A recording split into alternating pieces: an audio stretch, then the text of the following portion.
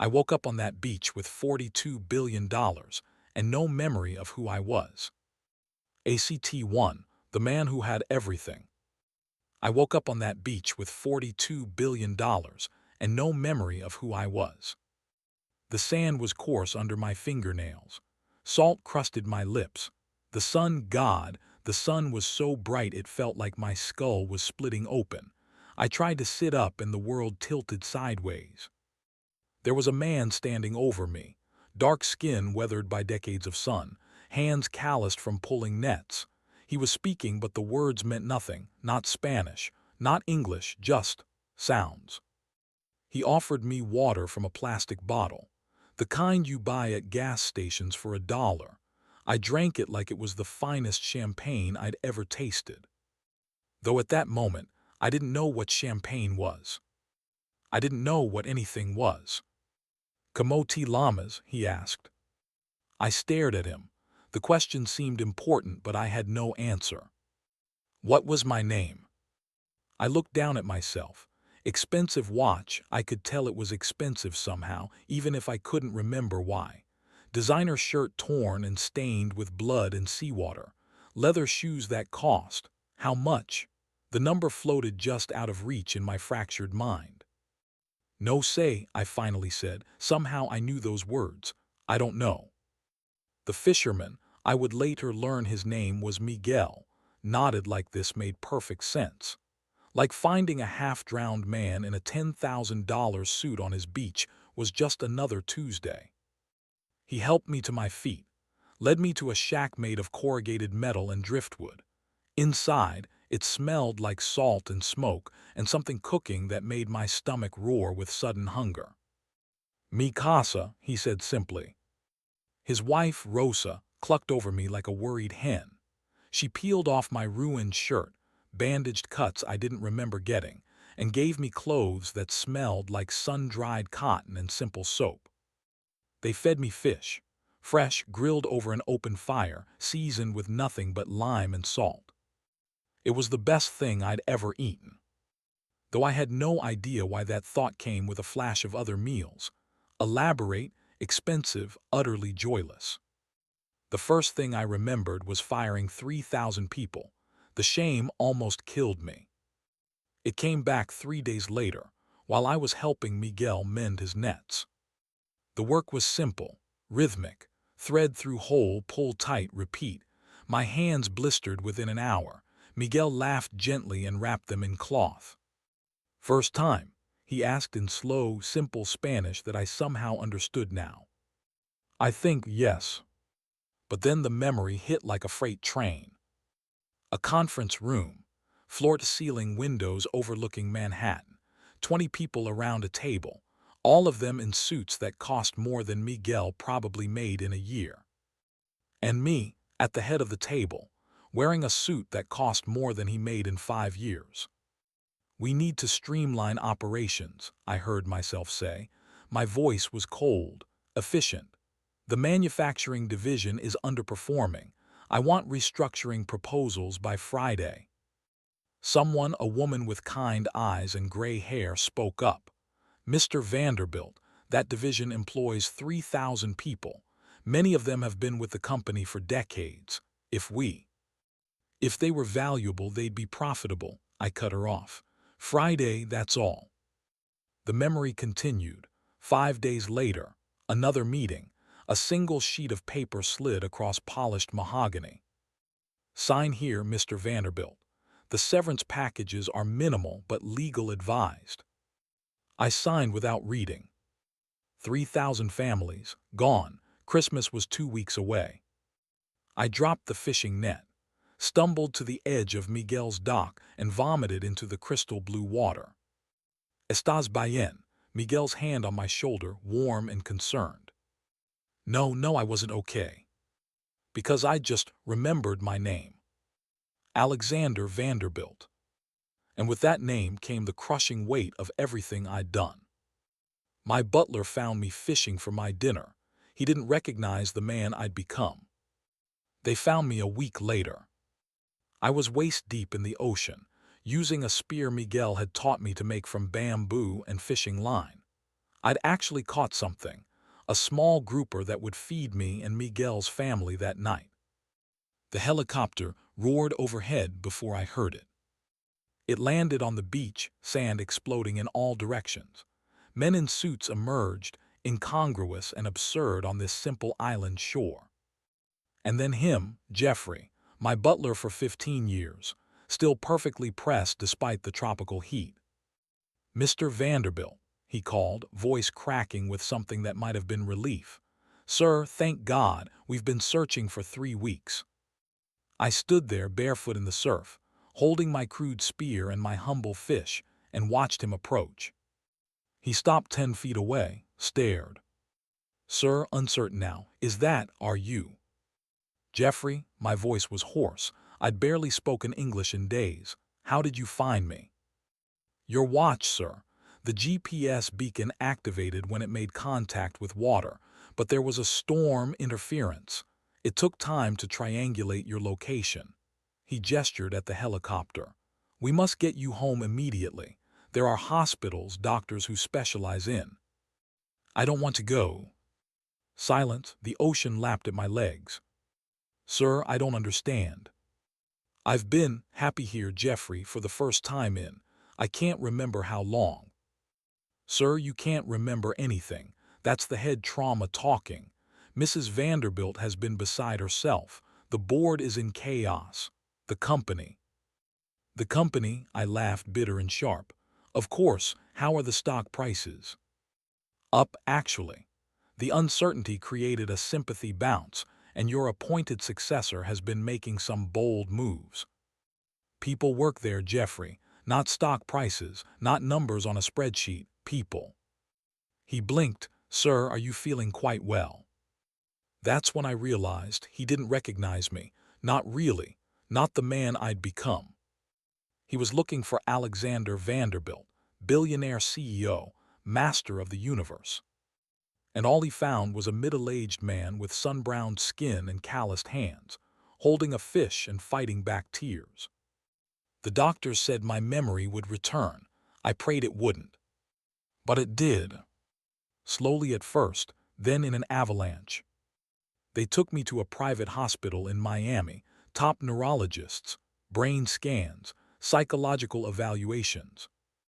Retrograde amnesia caused by severe head trauma," the doctor explained to me, and to the 7 lawyers and 4 board members crowded into my private suite. "The yacht explosion, the fall, the head injury. It scrambled his neural pathways. But the good news is, memory is already returning. Full recovery is expected within weeks." Expected. Like it was something to celebrate. That night, alone in my hospital room, which was nicer than most people's homes, I lay in the dark and remembered.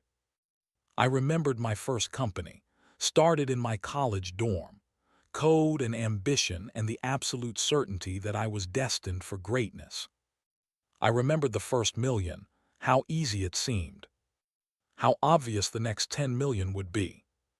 I remembered meeting Alina, beautiful, sophisticated, from a family even wealthier than mine would become. Our marriage was a merger as much as a romance. I remembered Chloe's birth, the brief, shining moment when I thought fatherhood might change me. Then the nanny, the boarding schools, the trust funds that replaced time and attention. I remembered the second company, the third, the acquisitions, the hostile takeovers, the ruthless efficiency with which I destroyed competitors and absorbed their assets. I remembered the 5th billion, how I'd felt nothing, the 10th billion, still nothing. I remembered the man who'd begged me not to close his factory, how he'd had a daughter with special needs, how the company insurance was the only thing keeping her alive. I'd closed it anyway, saved $4.3 million annually. His daughter died 8 months later. I'd never even learned her name.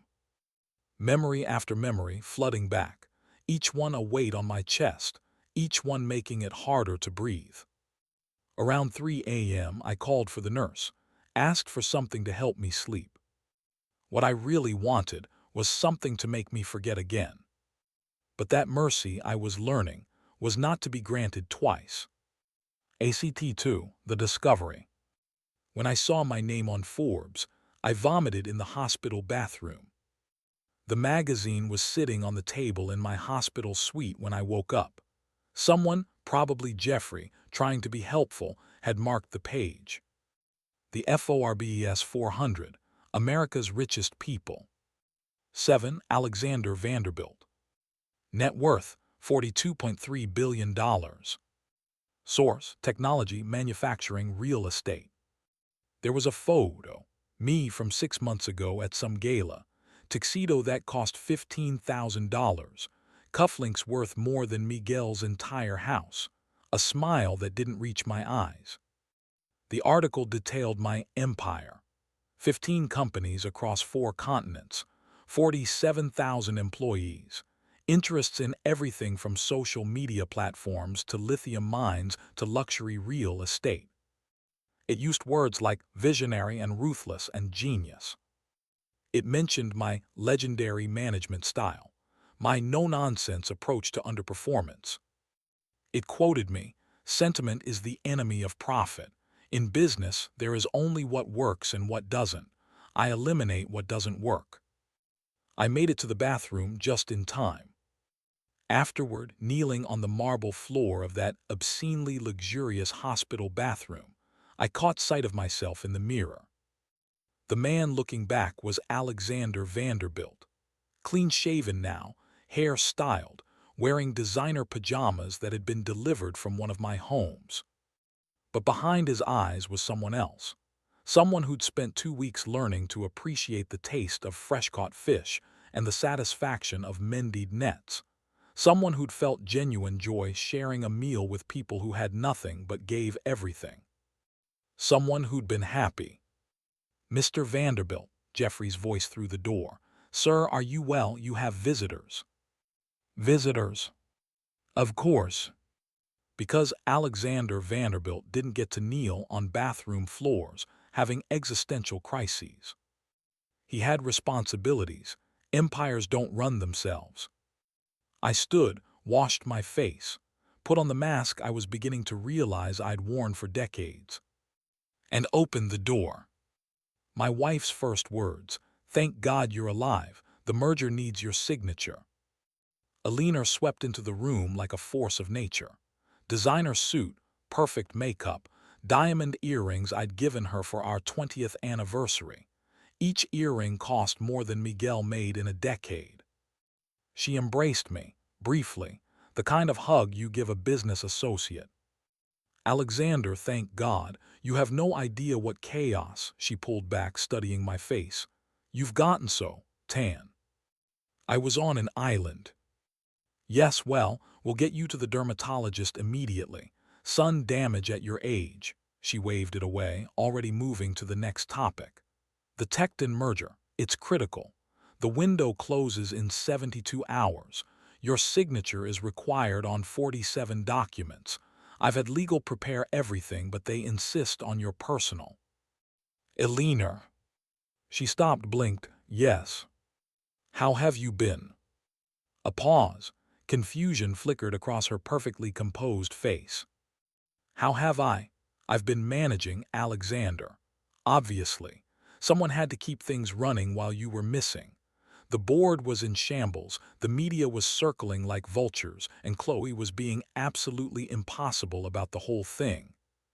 "Were you worried about me?" Another pause, longer this time. "Of course I was worried. You're my husband." The words were right, but they landed like stones in still water, creating ripples that disturbed something I couldn't quite name. "I'm still recovering, Alina," the doctors said. "The doctors cleared you for business decisions. I checked. Your cognitive function is fine, and that's what matters right now." She pulled out an iPad, already scrolling through documents. "Now, the merger. Tecton's CEO is balking at the non-compete clause. I told him you'd never agree to anything less than 5 years, but he's pushing for 3. Your thoughts?" I looked at her, really looked at her. When had we last had a conversation that wasn't about business? When had we last touched without it being a photo opportunity? When had we last mattered to each other? My thoughts, I said slowly, are that I'm not sure I want to do the merger. She laughed, actually laughed. Very funny, Alexander, now seriously. I am serious. The laughter died. What? I'm not sure I want to sign. I'm not sure I want any of this. Her expression shifted through confusion to concern to something harder. The amnesia, she said firmly. It's still affecting you. I'll call Dr. Morrison. We'll get you another scan. My memory is back, Elena. All of it. That's the problem. I don't understand. No, she wouldn't. How could she? She'd never woken up on a beach with no idea who she was. Never experienced the liberation of having no empire, no reputation, no crushing weight of ruthless decisions stretching back decades. She'd never been happy. Neither had I. Until I forgot. I found the memo I'd written, cut healthcare benefits, boost quarterly earnings. It was in my home office. The penthouse overlooking Central Park, 12,000 square feet of luxury that felt like a mausoleum. Jeffrey had brought me home against my protests. Elena had insisted I needed rest before returning to the office. The doctors had cleared me but recommended a few days of adjustment. So I wandered my own home like a ghost, recognizing everything and nothing. The Picasso in the hallway, $47 million. I'd bought it at auction while on a phone call about something else. Hadn't even looked at it closely until now. The wine cellar, 3,000 bottles, some worth more than cars. I'd never developed a taste for wine, collected it because collectors collected it. Chloe's childhood bedroom, untouched since she'd left for Yale, everything perfectly preserved and utterly sterile. I couldn't remember the last time I'd been in here when she actually lived here. And finally, my office. Floor-to-ceiling windows, mahogany desk that cost $150,000, computer monitors showing real-time updates of my various holdings, red numbers and green numbers dancing their eternal dance of profit and loss. The filing cabinet was locked. I found the key where I'd always kept it, magnetic strip under the desk. Inside, my private files. The decisions I'd made that were too sensitive, too brutal, too damaging to leave on company servers. The memo was in a folder labeled Q3 2019 Cost Optimization. Internal Memorandum. To Executive Leadership Team. From Alexander Vanderbilt, CEO. RE Healthcare Benefits Restructuring. Effective January 1, 2020, all employee healthcare plans will transition to high-deductible options. This change will reduce company healthcare expenditures by $127 million annually while maintaining basic coverage compliance. Projected impacts. Average employee out-of-pocket costs will increase by $4,200 annually. Estimated 12–15% of workforce will forego preventive care due to cost concerns. Company savings will boost Q4 earnings by 23 cents per share. This is a win for shareholders and demonstrates our commitment to operational efficiency. Implementation notes attached. No press release. HR to handle employee communications. AVV. My initials at the bottom. Confident, decisive, utterly devoid of empathy. I'd signed this, implemented it.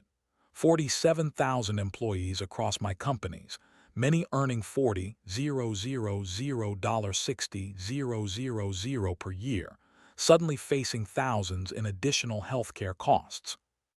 So I could boost earnings by 23 cents per share.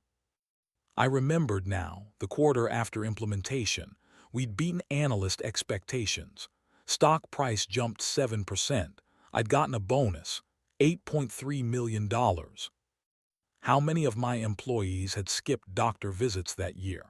How many had rationed medications? How many small illnesses had become major ones because people couldn't afford to seek early treatment? I'd never asked. Never even thought to ask. The memo slipped from my hands, fluttering to the expensive carpet. And I understood something fundamental. I hadn't lost my memory in that accident. I'd lost my conscience decades ago. The amnesia had just given it back. The island fisherman who saved me asked for nothing. I'd fired men for less.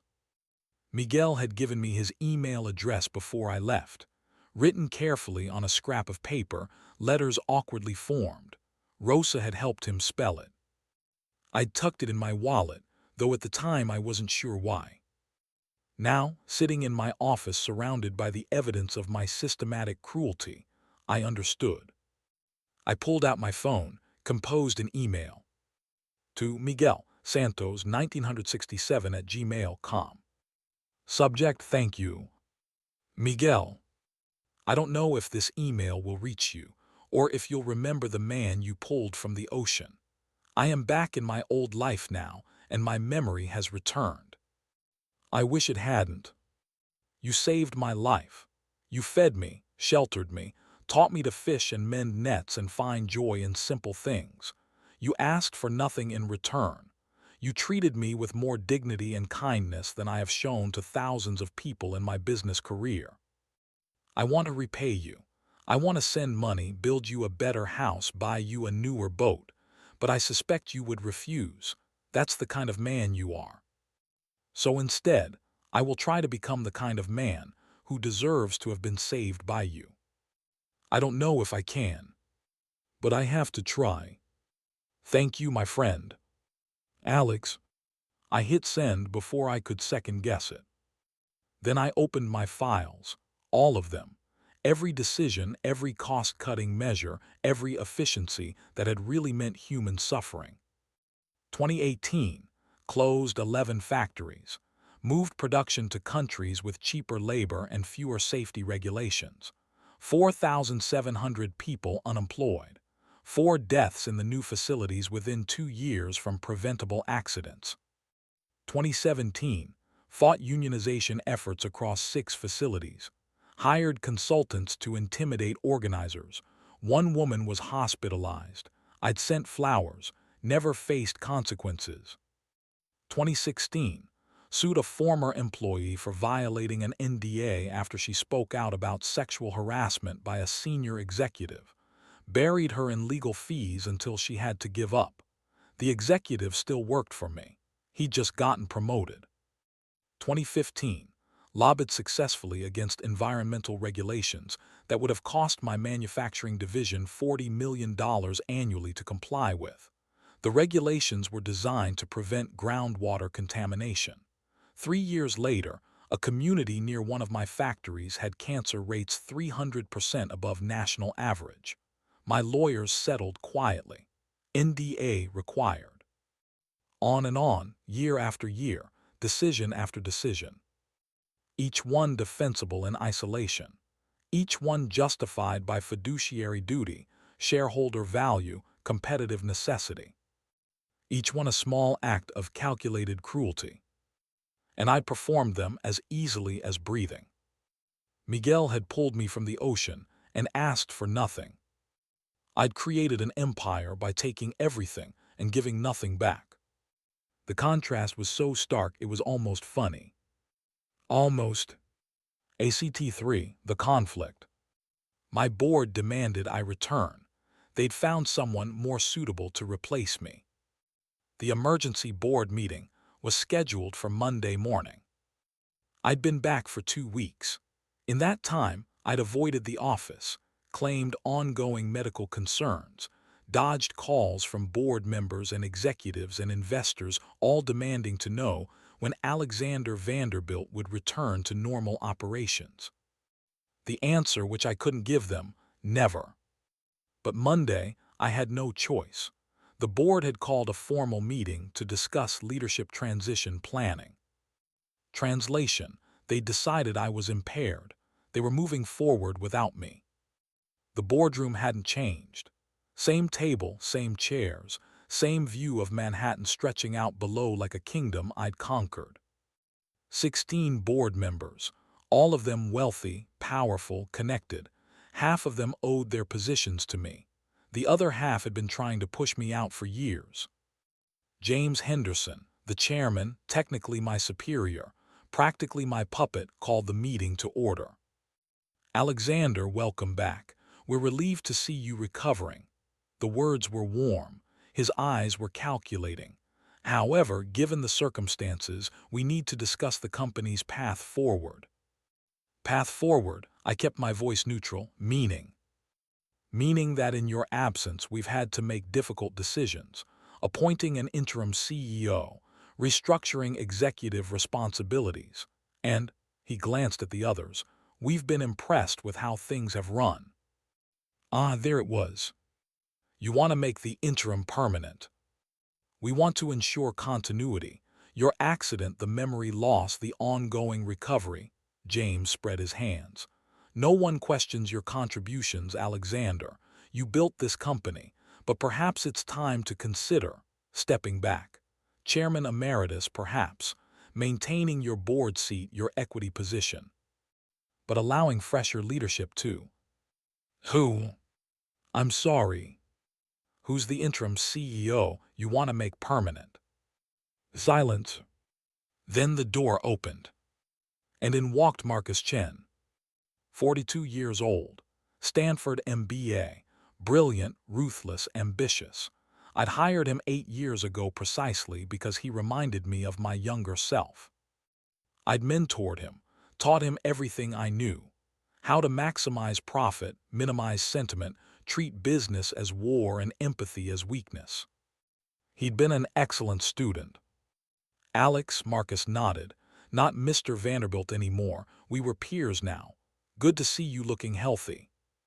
Marcus. He took a seat at the table. My seat, the head of the table where I'd reigned for 15 years. I want to be clear, he said. I have enormous respect for what you built. This company is your legacy, but business requires decisive leadership.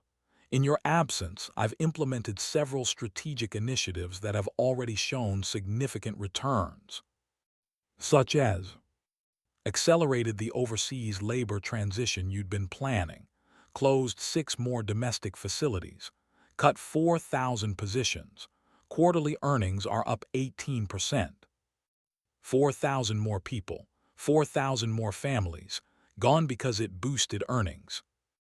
Just like I'd done, exactly like I'd taught him. We've also identified new efficiency opportunities, Marcus continued. The legal team found loopholes in overtime regulations. It developed an algorithm to identify underperforming employees for termination before they qualify for full benefits. And I've initiated talks to acquire SynthCorp, which would give us monopoly positioning in 3 markets. He said it all with pride, with confidence. The way I used to. James leaned forward. You see, Alexander, the company is in good hands. Perhaps the accident was fortuitous, a sign that it's time to enjoy the wealth you've accumulated, travel, relax, let the next generation. No. Every head turned to me. No, James frowned. Alexander, I don't think you understand. This isn't really a request. The board has. The board doesn't have the votes to remove me, not without cause. And he got hurt and we found someone we like better isn't cause. I looked at each of them. I still control 38% of voting shares. None of you individually have more than 7%. You need me to agree to step down. Which you should, Marcus said smoothly. For the good of the company, for your own health. This kind of stress after head trauma. I'm not stepping down. Then what exactly do you plan to do? James's voice had an edge now. You've been gone for weeks. Marcus has been making the hard decisions, implementing the necessary changes. You waltz back in and what? Undo all of it. Return to business as usual. I looked out the window, down at the streets below. Thousands of people, each with their own lives, their own struggles, their own stories. People I'd spent my career treating as numbers on spreadsheets. No, I said quietly. I don't want to return to business as usual. Then what do you want? I turned back to face them. I want to change everything. I watched my replacement on TV. He was everything I used to be. They put Marcus on CNBC that afternoon, Bloomberg by evening. By the next morning, he was profiled in the Wall Street Journal. The new VANDRBILT, Marcus Chen takes the reins. I watched from my penthouse, laptop open, seeing my protege become what I'd been. The business landscape requires evolution, Marcus told the Bloomberg anchor. Alexander Vanderbilt built an incredible foundation. My job is to optimize it for the modern era. Sentiment is the enemy of profit.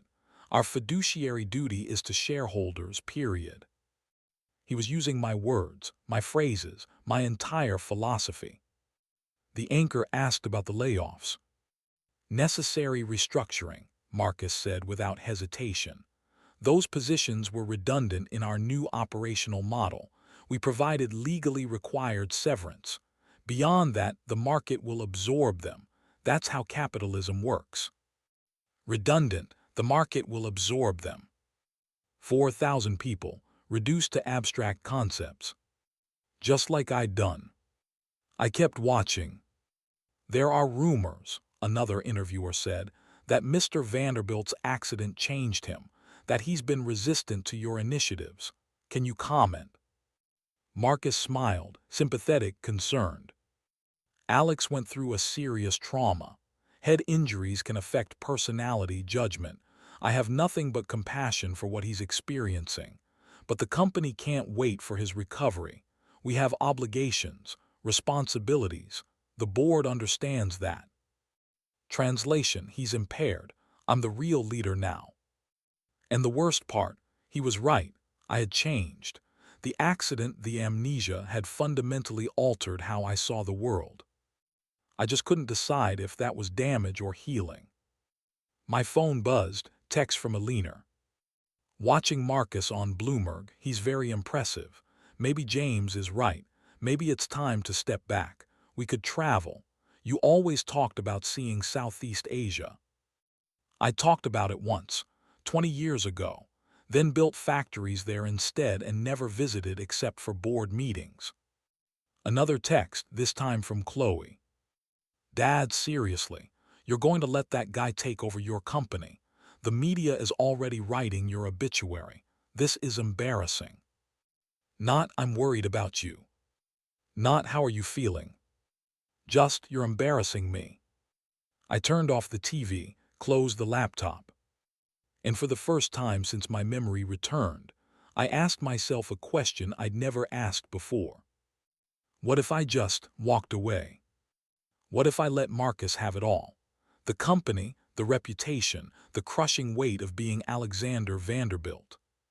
What if I went back to that island?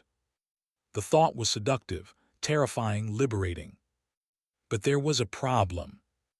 Walking away wouldn't undo what I'd done, wouldn't help the people I'd hurt, wouldn't change the system I'd built and perfected and taught to others. It would just be another form of cowardice. Another way to avoid taking responsibility. I'd spent my career avoiding responsibility for the human cost of my decisions. Maybe it was time to face it. My daughter visited. She asked why I was crying over poor people problems. Chloe showed up unannounced on Thursday. Designer clothes, designer bag, designer attitude. 26 years old, and she'd never worked a day in her life.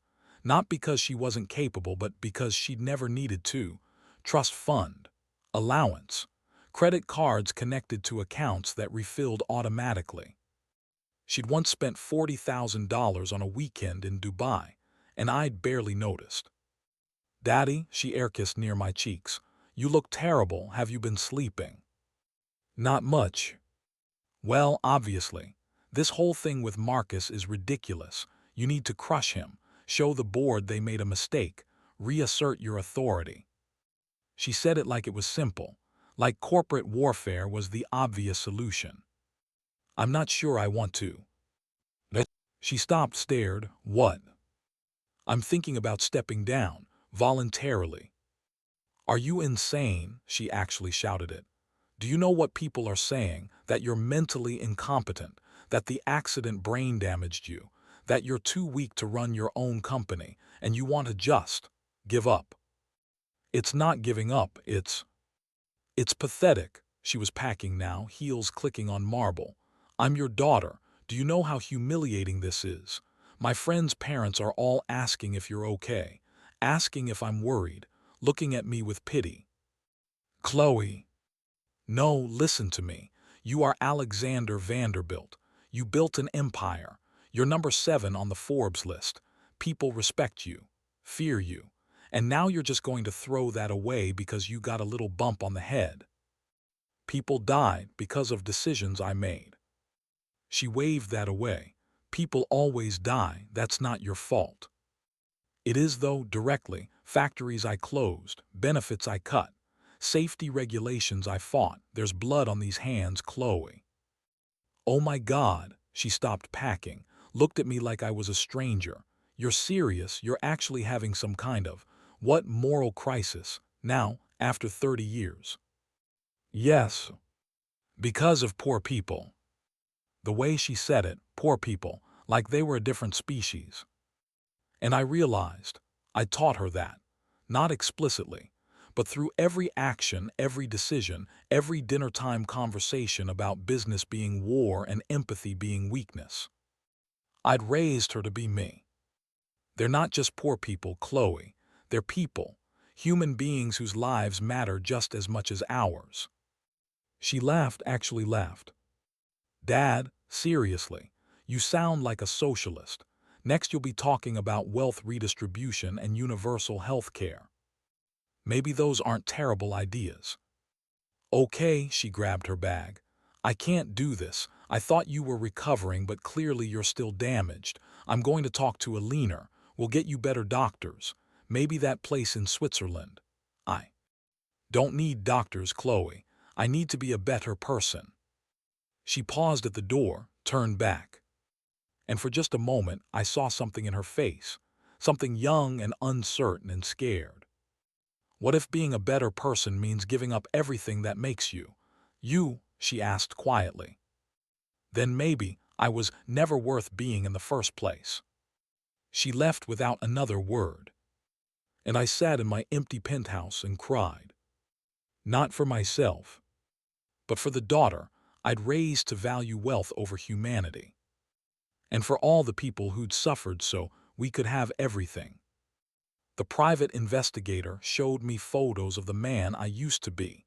I didn't recognize him. I hired the PI on Friday, not to investigate others, to investigate me. I want you to document my life, I told him. Every public event, every business decision, every interaction you can find. Photos, videos, witness statements, everything. He looked confused. Mr. Vanderbilt, I'm not sure I understand. Why would you?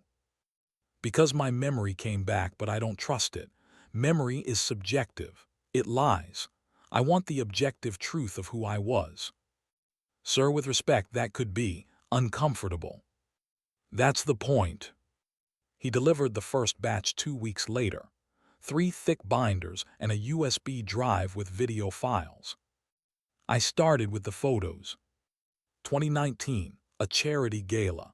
Me in a tuxedo, champagne in hand, talking to a senator. My expression was predatory, like I was calculating how to use him. 2018, factory floor visit. Me touring a facility I'd be closing 3 months later. Workers lined up, nervous, hopeful I'd be impressed. I looked bored, already decided. 2017, family photo at Chloe's college graduation.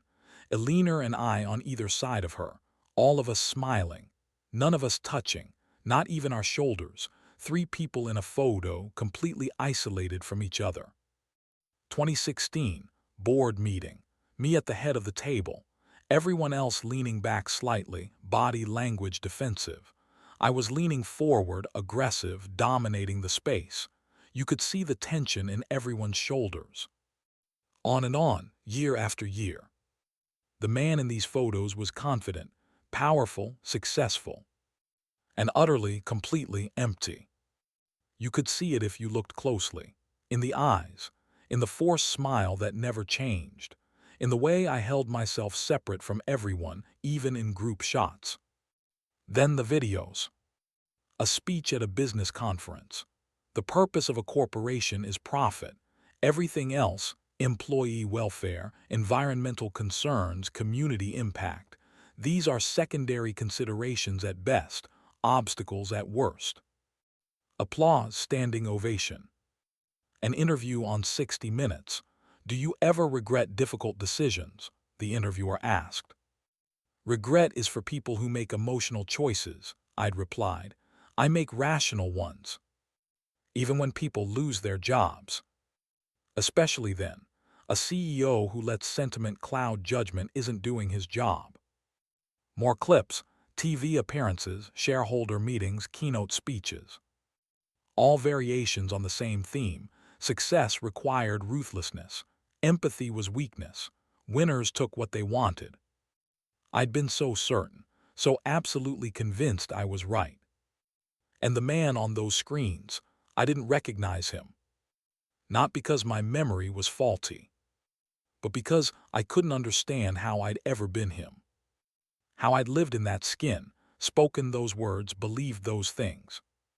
The amnesia hadn't taken my memory. It had taken my ability to rationalize, to justify, to convince myself that cruelty in pursuit of profit was somehow acceptable.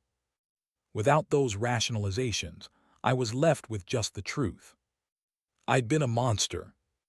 Well-dressed, well-spoken, legally protected. But a monster nonetheless. ACT4, the decision. I transferred my last $500 million to charity. My lawyers thought I'd gone insane. The meeting was in my personal lawyer's conference room. Richard Stromberg, who'd protected me from legal consequences for 25 years. Let me make sure I understand, Richard said slowly. You want to establish a charitable foundation, transfer $500 million into it, immediately, with no tax planning, no strategic timing, no. No delay, I confirmed. Alexander, please, think about this. $500 million moved suddenly will trigger all kinds of scrutiny.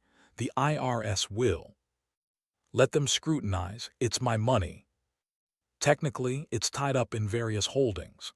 Liquidating that much quickly will cost you tens of millions in fees, taxes, market impact. I don't care. Richard set down his pen, looked at me with the expression doctors use when telling you the test results are bad.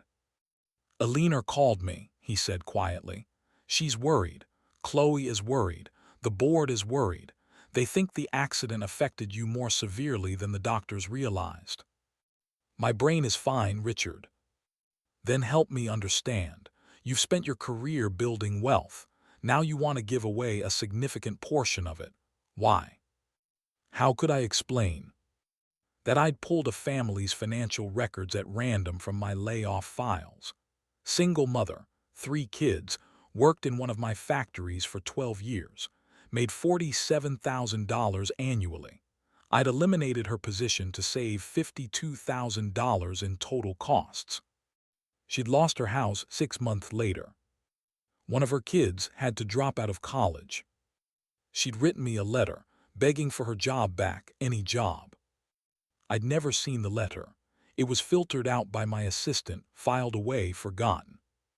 Until I went looking. That letter was one of 847 similar ones in the files. 847 people who'd asked for mercy and received silence. How could I explain that $500 million wouldn't undo the damage I'd done? But it was a start. I'm trying to be a better person, Richard. By bankrupting yourself. I'll still have over $40 billion, Richard. I'm not going to starve. But this sets a precedent, a pattern, if you keep giving away money at this rate. Good, maybe I should give away more. He closed his laptop, rubbed his temples. I have a legal obligation to advise you against this. It's financially reckless. It exposes you to litigation from family members who might claim you're mentally incompetent. Then I'll fight that litigation. Alexander. Set up the foundation, Richard, today, or I'll find a lawyer who will. He stared at me for a long moment, then nodded. What do you want to call it? I thought of Miguel, of Rosa, of the simplicity and dignity of their life. The Second Chance Foundation. And its mission: helping people I hurt, starting with everyone who lost their jobs because of my decisions. Richard opened his laptop, started typing. You know, he said quietly, in 25 years I've never seen you like this. Like what? Like you actually give a damn. The boat accident was surprisingly easy to stage. The hard part was walking away.